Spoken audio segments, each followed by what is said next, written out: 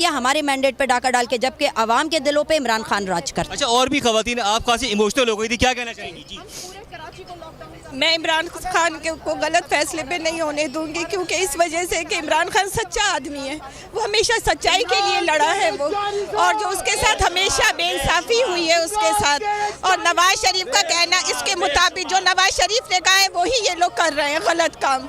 और उनकी ये डिमांड थी कि इसको नाअहल करो और मुझे पंजाब की हुकूमत चाहिए, लेकिन ये उसका ख्वाब है, उसको कभी भी ये ख्वाब पूरा नहीं होने देगा इमरान खान। ना हमारे दिलों में रहता है, हमारी सारी लेडीज़ के दिलों में रहता है, अब बच्चों के दिलों में, बूढ़ों के दिलों में, उसको हम कभी भी ऐसा नहीं करने देंगे। ये जज्बात आप देख रहे हैं खवातीन के, आप कुछ कहना चाहेंगी? इस वक्त आप लाइव हैं बोल के ऊपर, जी क्या कहेंगी इस फैसले के ऊपर? बेहद अफसोस है जी, क्योंकि दिलों पे राज करने वाले लीडर के साथ ऐसी ज्यादती कर रहे हैं। ये अदालतें किधर चली जाती हैं जब मॉडल टाउन में कत्लेआम होता है, और सबको पता है कि राना सनाउल्लाह ने कराया था। ये अदालतें किधर चली जाती हैं जब इसहाक डार जैसा मफरूर आके क्या कहते हैं उसको, सेनेट का भी वो